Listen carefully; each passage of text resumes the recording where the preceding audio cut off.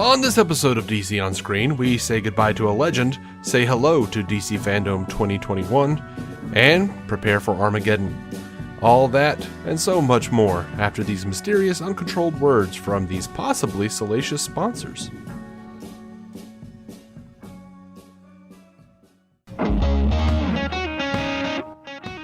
Welcome into DC On Screen episode 644 on this podcast. We share our honest opinions about the DC Comics multiverse on film and television.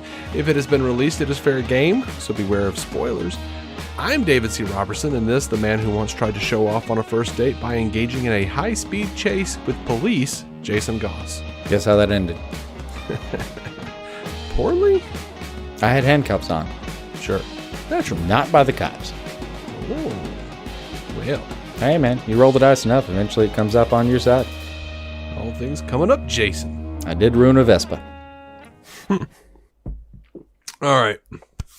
Before we get into the news, I would like to remind you that you can go to DCOnScreen.com to find links to our Patreon, where $1 a month gets you all of the episodes ad-free, but $5 a month gets you access to exclusive content. And there's also a donate button and a link to our merch store on DCOnScreen.com if you would like to support us in other ways. Speaking of the merch store, our Labor Day sale starts this week, September 2nd through the 6th. We will be running a 35% off sale. We're talking about t-shirts, stickers, tapestries, phone cases, what have you, bunch of stuff, wall art. That is DCOnScreen.com, and click the store tab or go to tpublic.com/stores/DCOnScreen. That's the announcements. We're to the news. That was weirdly painless, right? That was painless. I love it. Let's go ahead and dig in. All right, so we're going to just go ahead and get the bad news out of the way. Ed Asner, friggin' legend. Knew that was going to be the bad news. I know. Ed Asner has passed away. He was 91 years old. We all know him he was Lou Grant on Lou again. Mary Tyler Moore Show, man, and of course the show Lou Grant. Lou, yeah. And it's a trend-breaking fucking show. Like, that was incredible. Absolutely. And that dude he'd been in shows, man, at least back to the 60s. Yeah. So he's one of those guys that could character act the fuck out of something, but you could give him a whole thing to carry and it would be fine. Just fucking absolutely fine. Knock it out of the park, no problems. Wonderful, wonderful actor. He's really well known as a voice actor as well. He voiced Carl Fredricksen in Pixar's Up, and he was Santa in 2003's Elf. And I personally love his run on Studio 60 in the Sunset Strip. That's deep to my heart. I literally use that phrase about and I learned it from him. I'm sure it's an old phrase, but I learned it from him on that show about if you want someone to do the cooking, you got to let him buy the groceries. Mm-hmm. This is a management style that I've actually grown very fond of. That's awesome.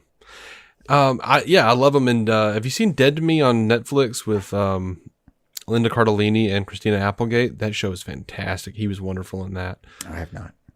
He's great in Cobra Kai. Oh, I didn't know he was in there. God damn it. Every day, another reason I need to watch that show. Oh, he's a son of a bitch in Cobra Kai, too.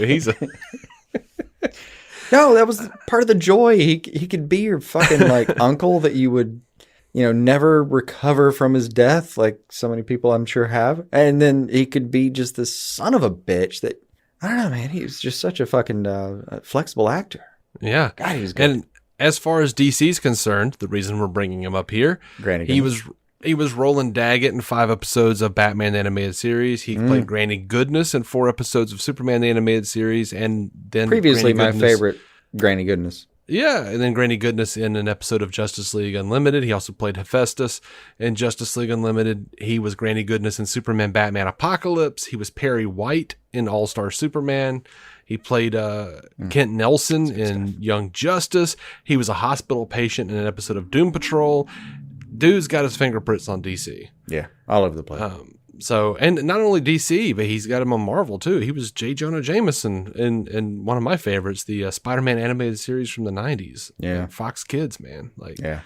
Oh my gosh. When I read J. Jonah Jameson in the comic page, I don't I don't hear J.K. Simmons. I hear friggin' Ed Asner. Like, how do you not? It's one of the very few moments where I'm like, I don't know. I do kind of hear J.K. Simmons. But blasphemy. I know, but the guy JK's played great. 100 iconic roles. Occasionally someone was going to come and do something slightly more memorable, and that's also just my particular, snapshot of life. See, unfortunately, like when I see like when I go back and look at J.K. Simmons stuff from Spider-Man or with him as anything almost now, every time he finishes a line, I just hear, "We are farmers." Bop, bop, bop, bop, bop, bop, bop. What's that? Or you want to buy M&Ms? And now I find that I'm like, I accidentally, just for a split second, slipped into this weird state where I was sad that J.K. Simmons was dead. I'm like, no, it's Ed Asner, Dave. No. No, yeah. One of your boys is still going. Really sad, very sad to see Ed Asner go. 91 though, he had a good run.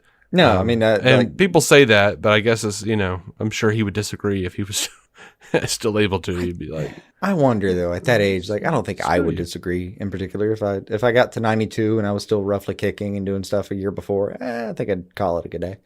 But it's also the reason that we're not sitting here weeping, giving the news or anything, and I'm sure everyone's heard it anyway. But just a guy who brought a lot of fucking joy to my life, and I'm just happy to celebrate that. And I feel like he just had a good run, like you say. And look, I would be remiss if I didn't mention this. Like I said, he is a fantastic voice actor. He was interviewed for a documentary called "I Know That Voice" several years ago that John DiMaggio did. Mm-hmm. John DiMaggio, voice of Bender, dude from Adventure Time. He's been in a ton of stuff himself. And the way Ed Asner introduces himself, we watched that. We did watch that. And then I watched it subsequently with my sister and then again with my wife. My favorite bit was from Ed Asner. And the way he introduced himself, he goes, "Hi, I'm Ed Asner." And he flips open a switchblade.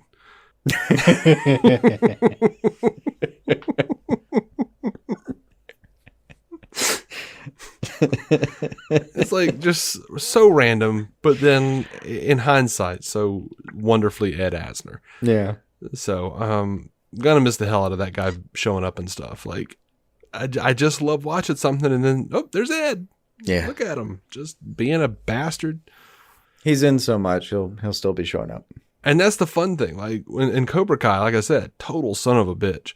In Dead to Me, total sweetheart of a guy. Like the only person in this girl's corner. Like he's just so good. He had the range, man. Oh, he had range for years.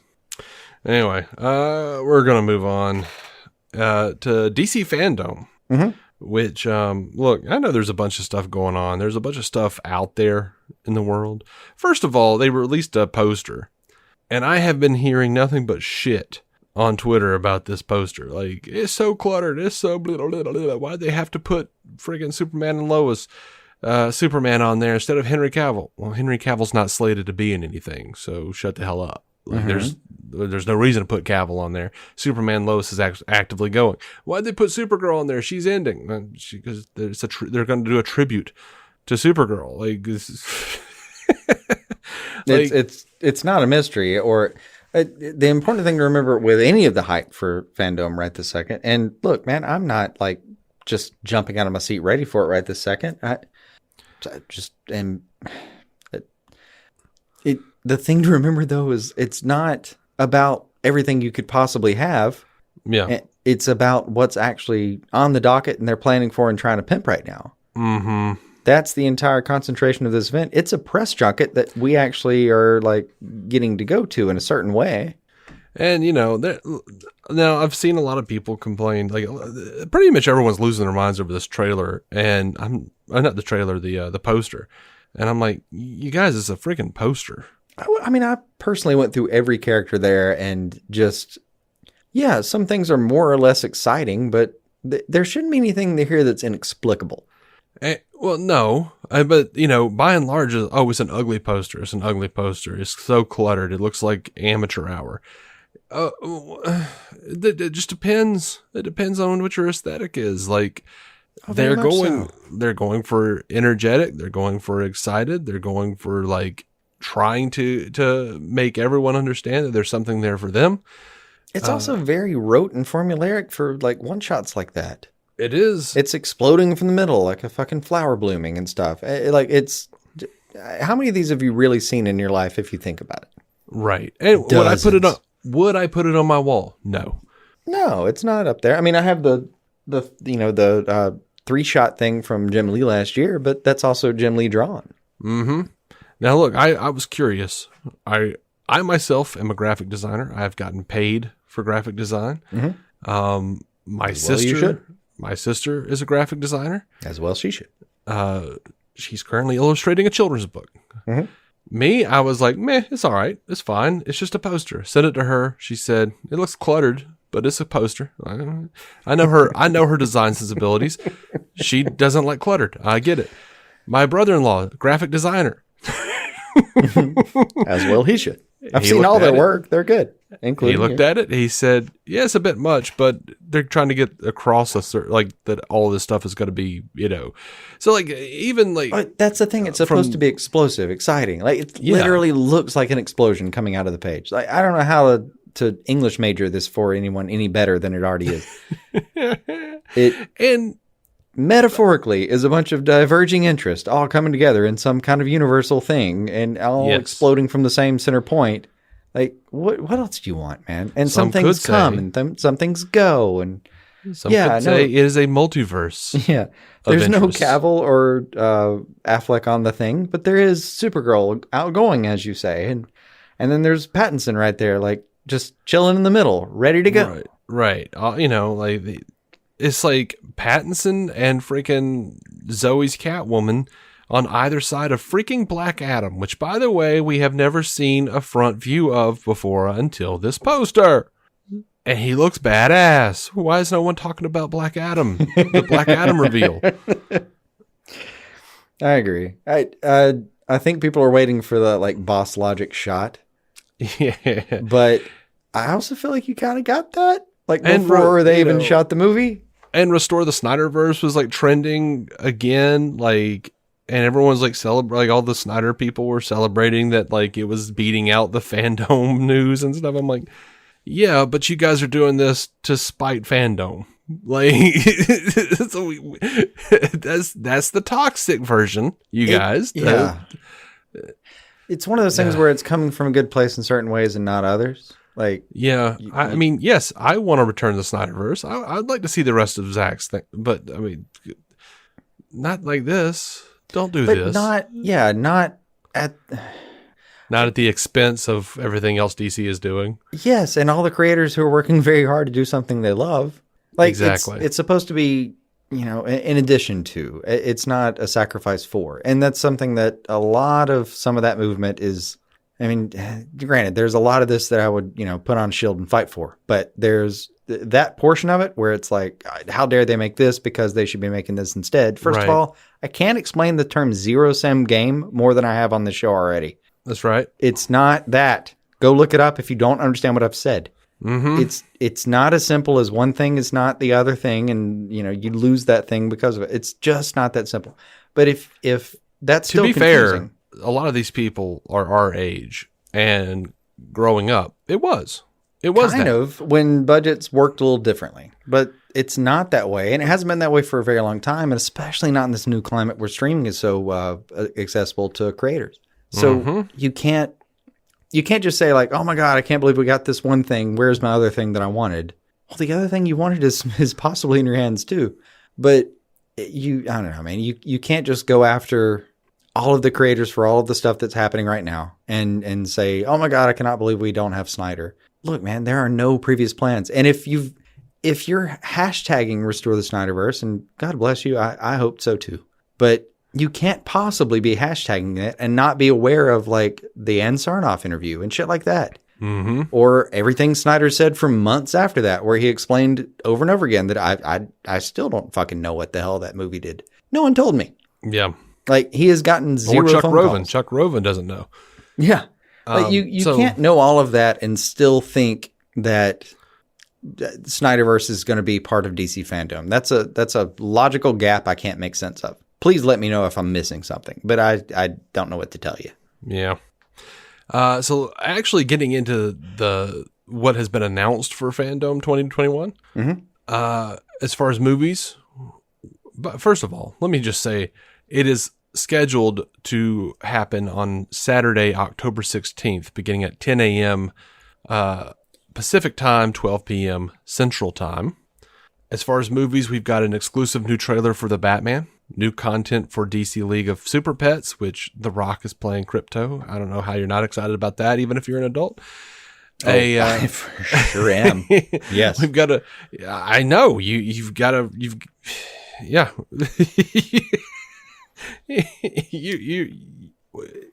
I mean, that's my entire childhood come together. I don't know what to tell you. I know. My heart swells. You literally got your dog a collar with a Superman emblem on it because she looked like Crypto. Oh, I didn't even do that. I specialized the collar, bought several parts from several different dealers, and customized it. Mm-hmm. And she rocked that thing for a few years. She did. So we've got a first look at Black Adam coming, a sneak peek of The Flash, a behind-the-scenes look at Aquaman and the Lost Kingdom, and it looks like a behind-the-scenes, much like they did with the Suicide Squad, I would imagine, for Shazam: Fury of the Gods, which, by the way, just finished wrapping. So are you voting for Sizzle Reel? Because that's what I'm voting for. I think it's going to be, it's going to be like a behind-the-scenes / interviews with people talking about like why this director is the only person that should be doing it and what's so crazy about it and what's so good about bullshit like that. Yeah. Which I would love for them to cut over to director here, and it's just him like eating fries and not even giving a shit, like not even where he's on camera. Right. That'd be pretty on brand. As far as a behind-the-scene look from David Sandberg on Shazam, I imagine it will look quite different than the one for Aquaman, just because David Sandberg is a funny asshole, and he might actually just have footage of him sitting and eating something and not caring. Yeah, he is a troll in the best sense of the word. He really is. I love that man's Twitter additions. They make my life better. And if you can muster the energy to get onto Instagram, he's great on there too. Like I can't, but I believe you. Just follow David Sandberg and artists. I'm sure there's some way I could like cultivate that. I don't care to. Yeah, that's fair. Over on television, we'll have an exclusive look at HBO Max's Peacemaker. DMZ, Aquaman King of Atlantis. That's the 3-part miniseries that James Wan produced that everyone's shitting on. I think it looks fine. It's not my preferred animation style, but I'm curious. And of course, we're going to get an exclusive look. Like 40 animation styles. Like, yeah, they're going to be some hits and misses. No, and we're going to get an exclusive look at Batman Caped Crusader.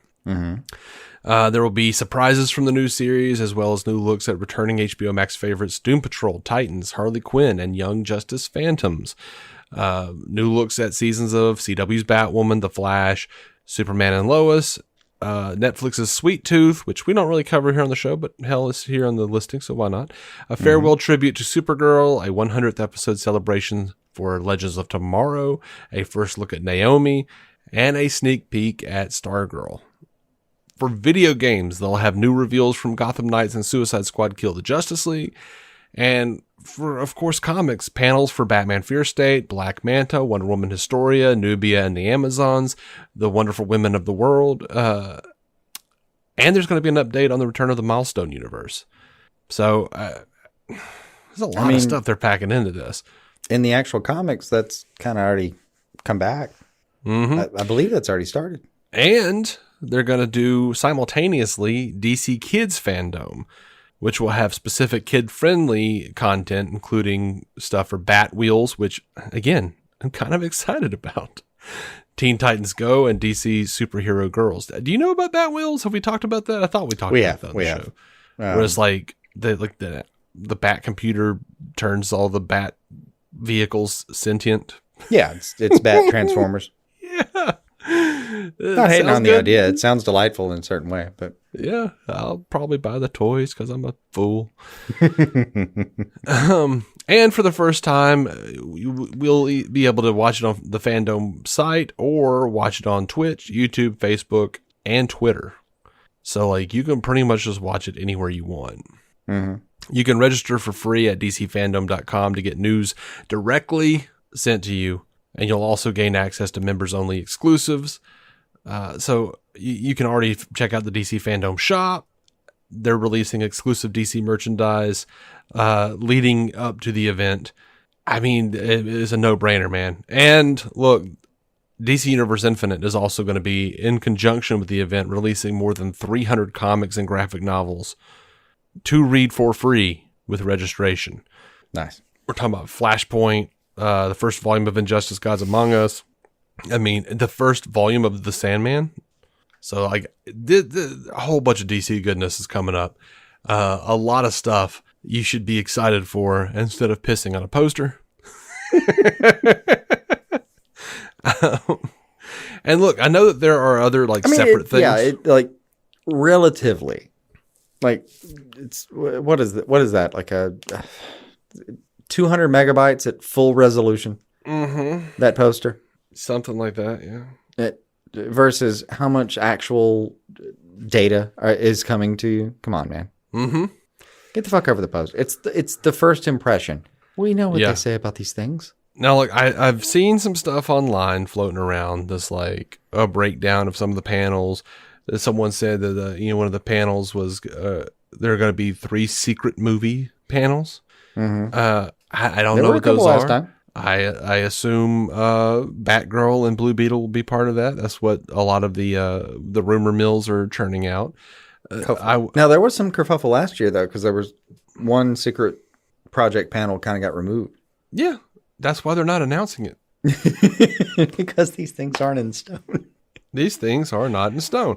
No, so but that's the thing. Like, the secret movie slot doesn't mean Man of Steel 2.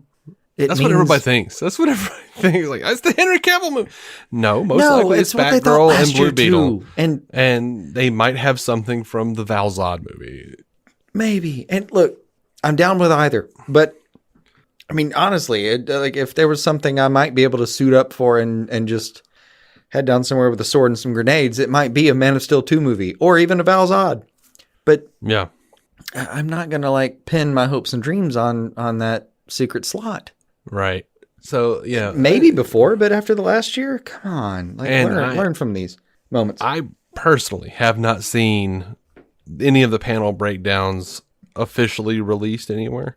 Mm-hmm. So I tend to go, no, we'll just not bank on that, if that's fair. Oh, yeah, completely. All right, let's move on to the Suicide Squad. There's some fun stuff that's happening here, and someone was talking about if you know what, I don't know who was talking about it, honestly. I don't even know what they said. I don't remember. It was in the air. I didn't put that down, but James Gunn did say it is important to note, if you look at the life signals in the comms hub, TDK is not dead. I saw some of this. It was during the live stream from, like, Monday. Mm-hmm.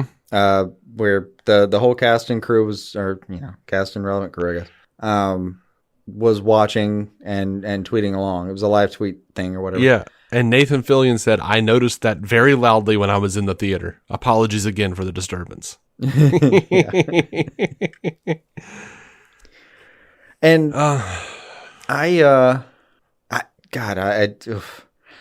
mean, you and I love him very much. It's one of the things that gave me just a lot of joy earlier to see that, like, James Gunn hadn't actually officially killed him. Mm-hmm. And the reason I say that specifically is because, as we harped on in the review, when he killed someone, he killed the fuck out of that person. Yeah. Like, you never see saw a shard of toilet go through Rick Flag's heart in X-ray vision with some different angles, just to make sure you understand what's happening right now. Yep. And then later, Weasel just pops off and fucks off to be Chupacabra, as I say. So, like, him just being around. And he was one of the ones I wondered about, too, because, like, he didn't get shot up. His arms did. So I think he may come back as like not being able to actually detach. Or maybe it's just his legs or something. Interesting. I hope we see him again. Now, or his arms are rebuilt. Oh, what if he came back with mechanical arms? Detachable mechanical arms. That'd be dope. For TDK. That'd be dope. James, make it happen. I'm into it. Now, there was a story from Geek Vibes Nation. If you, feel appropriate to do so, like if you're not all tied up, I'm going to need you to go ahead and take out your phone, open up the Notes app, and write down Geek Vibes Nation along with Giant Freaking Robot, We Got This Covered, and a number of other sites that you can't, Cosmic Book News, that you can't friggin' trust because they're just rumor mills. They posted a story about there being a Bloodsport spinoff. James Gunn actively said he quote tweeted it and said, there is a possibility of seeing more Bloodsport in the near future, something I would love to see, but there is nothing currently in development. Yeah. This story is false. And Geek Vibes Nation quickly deleted the tweet. So look, y'all, stop perpetuating these bullshit sites. Like, if you're in this fandom and you keep up with the news, please, Geek Vibes Nation, We Got This Covered, Giant Freaking Robot, Cosmic Book News, just ignore them. Put them in a note app and just go back to, wait, before I get angry about this story, let me check my trusty Notes app. Oh, it's bullshit. Or just block them and not worry about them. Or yeah, that's also true. You could do that. I'm open to suggestions, but I would add discussing film to that list. Now, I do think, it's great to say, hey, James said this story is false, but he did say there's a possibility of seeing Bloodsport in the near future. That's exciting. Mm-hmm. So, I did mention that Shazam has wrapped, so I will end our news segment with this wonderful little, it's not even news, it's just a fantastic story. Do you remember how McG was going to direct a version of Superman called Superman Flyby? It was going to be written by J.J. Abrams, or it was written by J.J. Abrams. Mm-hmm. I recall, and I remember it being about half, okay, let's see what happens, and about half, oh no. Mm-hmm. He was actually talking with Bilson and Clark about his mental health and decided to tell the story of how he got fired from the Superman movie and why we got a Bryan Singer Superman Returns instead of Flyby. He says, so I'm going to make the Superman movie and I'm getting ready to go. And they're like, we're going to Australia. We're going to Australia. I literally remember telling the bosses at WB at the time, I cannot go to Australia. I am afraid of flying. I cannot do it. Oh, I did not have to hear you tell me the rest of that sentence. That was the first thing that occurred to me. He says it didn't oh my even God, register. all of my hopes and dreams on this earth are going to come true. Oh, but I have to take a 20-hour flight. Oh no. He says I don't think I can pull that off. He says it didn't even register. They're like, you're McG, you'll be fine. You're the boisterous, happy guy. You're bouncing off the walls. You'll be fine. Anyway, the plane's on the tarmac. The Warner's private jet meant to take me to Australia, and I can't get on. I get fired off of Superman. Rightfully so. They've got to make the movie in Australia. They put Bryan Singer on the movie. Yep. I feel that, man. I feel that in a very real way. If I could make a Superman movie, I'd probably turn it down, honestly, because I'm like, I'm not at all qualified to do that. Oh no, I would not be qualified, but I would die trying. I mean, I'd probably just dope up and get on a plane. I would have to dope up. I would go to a psychiatrist the night before and say, hey, how much Xanax can you actually give me in a time frame? Yeah. And then see if I could get someone with me to just sort of, that thing where like you put the pill in someone's mouth and you do that throat rub thing to keep it down. I just ask the psychiatrist, like, how long? So at what point in the flight should someone just like drug me against my will? Because I assume we just can't have needles involved. I mean, I might have a whole plan for just keeping me completely unconscious. But as far as getting to the tarmac and seeing the plane and freaking the fuck out, yeah, man, I'm sorry. I might do that too. Yeah. I'm like, look, it's a private jet. God, I hate flying. can I get an anesthesiologist on the plane? Yeah. Can you just knock me out and then I'll wake up wherever the hell I'm supposed to be? Oh, for sure. Anyway, we're going to call it on the movie section. Woo. What happened? I bumped a shelf and a bunch of action figures. Actually, You sounded attacked. I bumped a shelf and King Shark, my McFarlane King Shark figure from Suicide Squad, fell over and knocked a bunch of others over. Nice. I really need to put him in the back somewhere because he's a big piece of shit. Anyway. I mean, fitting. And wasn't it a McFarlane figure that actually cut you the other day? There was a Beast Kingdom figure that cut me, and that was the armored Batman from Batman v Superman. Mm-hmm. It wasn't even actually him. It was his kryptonite spear that cut the shit out of my finger. Nice. And then I want to say a McFarlane figure, the Merciless, cut me.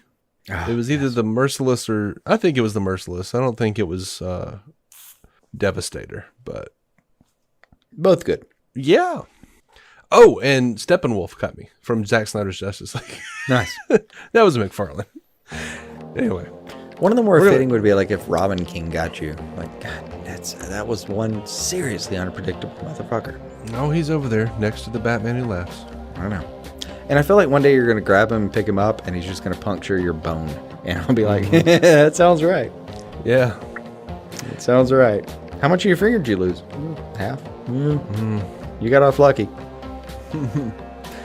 That's going to do it for our news section. We're going to go to break, and when we come back, we're hitting up TV.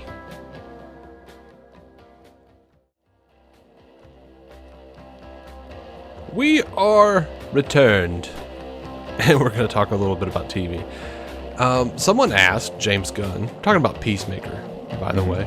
By the way, there's a typo here. I have a typo on my notes. The section in my notes is called Peacemaker. Yeah, that's a show I think would really up the subscription rates for HBO Max.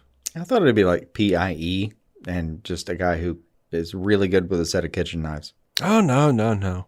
Just Peacemaker, man. The first 3 episodes are just some old farmer sitting in a rocker on the front porch, shelling peas into a big bowl. Oh, goddamn. Yeah, that'd be calming TV. Talking about the great pea moth infestation of 57. Yeah. Well, you know that meme about like the guy that's like, yeah, you know, what does he say? It's like something, but it's honest work or whatever. Any much, but it's honest work. Yeah.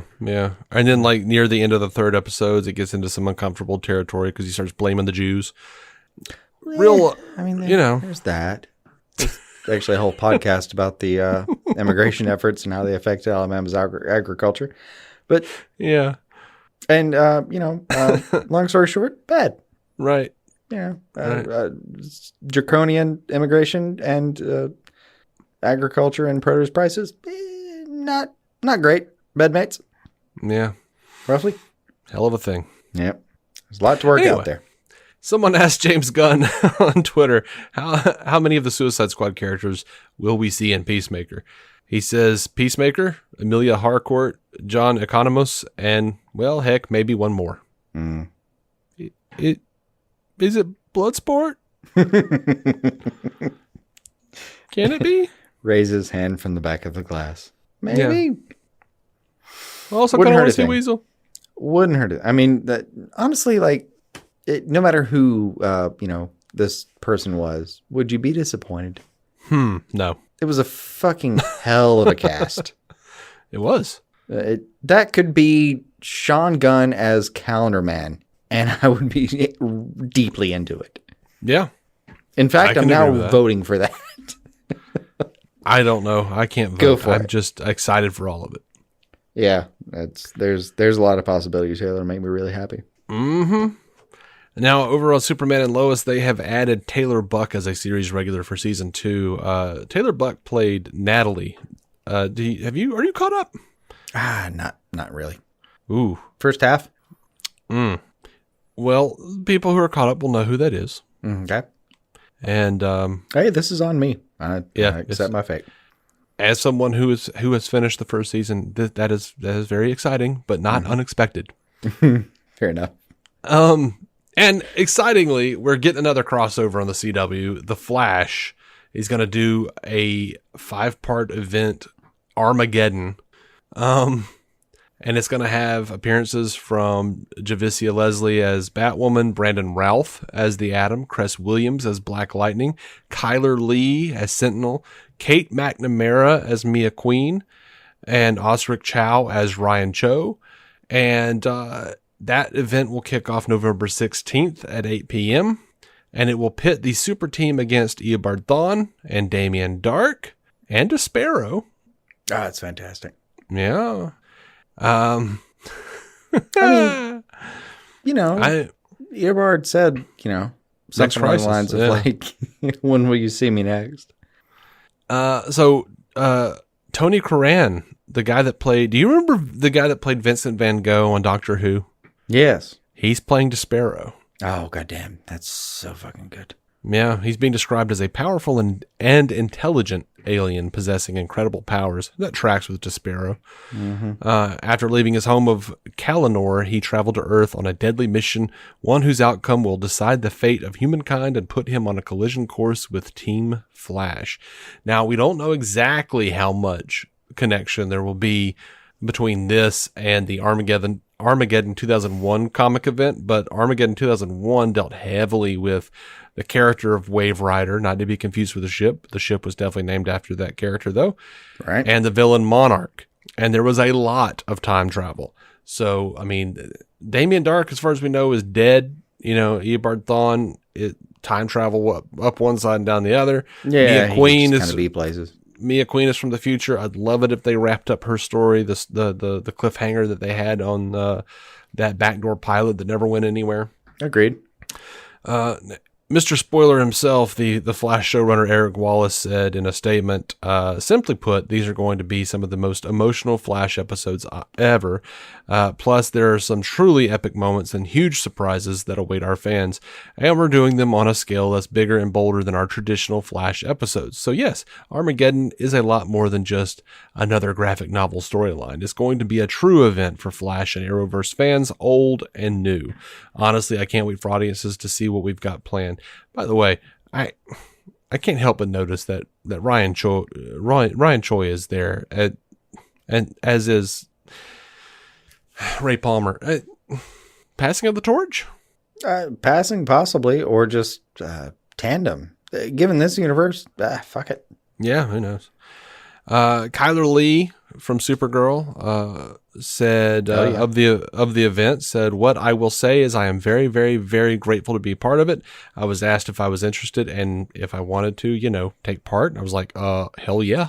I knew I wasn't. She has not been as included as she could in some events, but by the way, I'm not taking away from the production of that when I say that. Well, no, but now she's a full-blown superhero on Supergirl. So I know, but same time, like these last few crossovers, like man, it takes so much back end to do it, mm-hmm.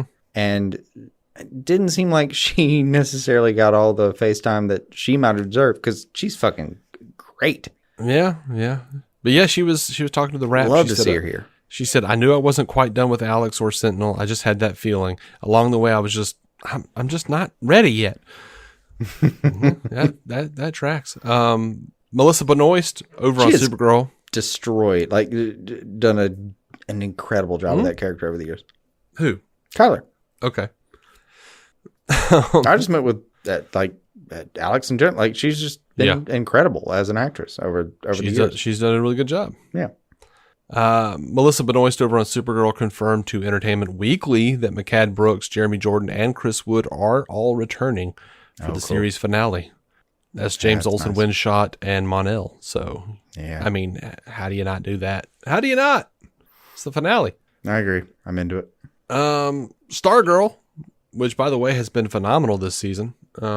They have announced that Sportsmaster and Tigress are going to be regulars on season 3. That's actors Neil Hopkins and Joy Osmansky.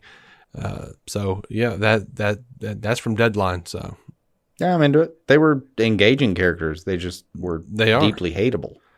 Deeply, deeply hateable. That's a good thing, though, as far as engagement. But I enjoyed them quite a bit. Mm-hmm. Over on Batwoman, they have cast Bridget Regan as Poison Ivy. That was through Variety. And look, I don't know how to feel. Mm-hmm. I think she's a good actress or actor, if you want to be politically correct, I guess. I don't know. Look, she was Whitney Frost / Madam Mask in season 2 of Agent Carter. So I think I hated her character, but I think she did a really good job. God, that's been so long. I don't remember. She was like the big bad, and she had like all the black veins coming up her face and stuff, and then it was like breaking apart, and it looked like there was just like, I don't know, like a void behind her face. Like, you know, I think she did a pretty good job, because I think I was supposed to hate her vehemently. I mean, as long as it's a villain you're supposed to hate, and you do, that's fine. But it is definitely one thing to hate the character and one thing to hate the actor. So there's that. It's one of those things where I hated the character so much. It actually, like, when I saw that it was her, I went, ugh. That was playing Poison Ivy. I was like, ugh. That's fine. It's not fair. No, I get it. But they will be following up on some stuff from season 2, definitely. I think you're still behind on that, aren't you? On which one? Batwoman. Oh, God, yeah. No, I'm all of the CW. Way behind. Mm-hmm. Like, this year, have not gotten caught up. Yeah. I'm working on it. It's okay. There's a plan. I mean, you know, whatever you got to do. Doom Patrol season 3. They released a trailer. We've got Michelle Gomez from The Chilling Adventures of Sabrina. Of course, I know her from Doctor Who. I won't say the name, of course, of who she played.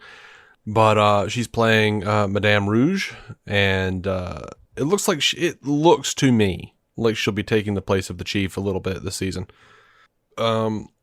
Man, we got to see Monsieur Mala and the Brain in this trailer. We're getting Brotherhood of Evil, Sisterhood of Dada. I am excited, and this looks batshit crazy, as the show always does. I'm really excited. My youngest sister, who is also into DC stuff, she said, I'm starting Doom Patrol. I'm about 30 minutes in. I'm liking it so far. And then like 2 days later, she was like, okay, so I'm on episode like 7 of season 2. So this took over my life quickly. Yeah, she's like, this is my favorite thing. Okay. Yeah. And the trailer had more butts. The trailer had more and when she said that, when she told me that, you know, this is like her favorite thing, I said, all I have to say to that is, General Sir, the butts are loose. That's a real Understood. Thing. God be with you. Yeah. Yeah. Warner Media announced on Tuesday, that was yesterday by my count, as far as our recording is concerned, that they're going to put out a film called Merry Little Batman. It's a Christmas film. And it will air as part of Cartoon Network's Acme Night block of programming before debuting on HBO Max later on. We don't have that date yet. And we don't have the release date. And we don't have the cast. We don't know who. This thing completely snuck up on us. But it is an animated family action comedy. And the premise is a 6-year-old Damian Wayne finds himself alone in Wayne Manor and transforms into Little Batman in order to defend his home and Gotham City from the crooks and supervillains intent on destroying Christmas. And it will be executive produced and directed by regular show's Mike Roth, with a script from Earth to Ned's Morgan Evans. That kind of sounds delightful. I can't understand how this is a problem for anyone. I haven't heard any negative press about it, honestly. I mean, I saw a couple tweets and thought, oh, come on, man. Yeah, no, bring some joy into your life. I'm down. Yeah, I'm into it. Now, as for Acme Night, it's just it sounds delightful. Like that's a thing I'm going to watch with the family around Christmas. Yeah. And I don't know if anyone out there still cares about network television or cable television, but this Acme Night programming block for Cartoon Network is going to include several upcoming HBO Max titles, including the animated series Gremlins: Secret of the Mogwai, Aquaman: King of Atlantis, and Unicorn Warriors Eternal, whatever the hell that is. The block is also going to have Batman Caped Crusader animated series. It's going to have a Harry Potter quiz show. I mean, it looks like there's a lot of stuff going on. Oh, and it's going to kick off September 19th at 6 p.m. Eastern Pacific with a broadcast of DC's Shazam. Mm-hmm. And existing films confirmed to air on the block include Pokemon, Detective Pikachu, Man of Steel, Scoob, Sherlock Gnomes, and Teenage Mutant Ninja Turtles. They're also doing an animated series or an animated movie called A Steve Urkel Story. Did I Do That to the Holidays? Oh, dear God. Okay. What the hell? And Dear Christ. Okay. A new Looney Tunes cartoon movie starring Porky Pig and Daffy Duck. I was with everything you said. I know. Until that. And I know. I'm not even necessarily against it. I'm a little against it. I'm just deeply confused about the direction and the marketing and who thought that was a good idea. I'm like, y'all are like 30 years late. What are y'all doing? Anyway. Like, I'm pretty sure Jamil, I think his name is Jamil. Jaleel. Jaleel White, yes. Has done some callbacks, at least, for sure. Mm-hmm. I've seen some commercials, I want to say, at least. But I don't know if that's... I just don't know what we're trying to accomplish here. It's just a very confusing thing. I am curious now. I've got to look this up. Mm-hmm. I haven't looked up any. If Jaleel White, okay, he is returning. He is returning. Okay. I was like, if he's not going to return, this is a real son of a bitch. I mean, I don't know what are we doing with it if he's not there. No, he's there. It's him or what was the cop's name? The guy that was in Die Hard too. Carl. Or Die Hard as well. Carl. I mean, I know Carl, the actor's name. I just call him Carl. Yeah. Look, given your history with classic TV, I just kind of assumed you'd rattle off his name. I normally would know it. I don't know why I don't. No, for some reason challenging you. Reginald Vell Johnson. God, I had to look it up, but yeah. I swear, like, give me 30. If we had this conversation 30 minutes later, I would have remembered his name immediately. I have no doubt. Like me and Bethany, this is a deep talent of yours. Me and my wife, we mention Reginald Vell Johnson far too much. So, like, I would have definitely. I don't know why. This guy is a part of our lives, but he's a part of yours too. I don't think so. Well, so that's my other question. Like, where's that guy? I mean, I don't know. I'm going to check and see if he's dead. I don't think he is. I have a fly like hovering around my microphone too. So like, I think there's a couple buzzing noises that I'm just not going to be able to cut out. No, he's not dead. He's still around. He's much 69 like years old. This fly is not. He's still around. And, I don't know. But yeah, no, he was the cop in Ghostbusters. Oh, I know. If you'll recall. Oh, I know. Anyway, last bit of news here, and we're wrapping. DC's Injustice movie. We have a release date, and it's soon, October 19th. Is that is animated? Yeah, of course. It's like, I know we've talked about this several times. Somehow we've been doing a show for 6 years. No, I just wanted to make sure missed a live action Injustice movie happening. Just wanted to make sure that the ridiculous amount of injustice that I've seen recently wasn't somehow escaping me. No, it is animated. Like, you remember the Blue Ribbon shit for CW or something? Oh God, yes. Yeah. Sorry. I know we've talked about it before. Just Had a moment ruling that out. Which apparently the Deathstroke blue ribbon thing was fantastic. I don't know. I still haven't seen it. I keep meaning to go back and see it, but the first half of that turned me off pretty hard. Interesting. Well, I think that's it, man. I think I'm done. Are you done? Yeah, it's caught.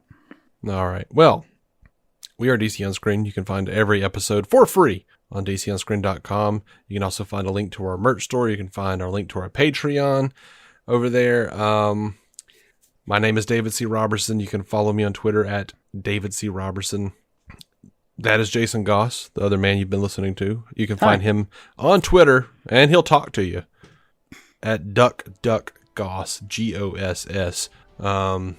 And he's a lot of fun on Twitter, too, when you catch him there. And I would like to say, if you know, you like Batman and Star Trek fan art, you can follow me on Instagram at Drawing with Dave. That's a thing I've been doing a lot of recently. So, I don't know. That's it. Until next time, keep some DC on your screen.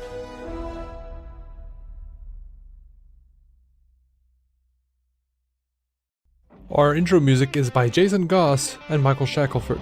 Michael's band, Galactic Engineers of Magnetic Sounds, or GEMS, can be found on SoundCloud and Bandcamp.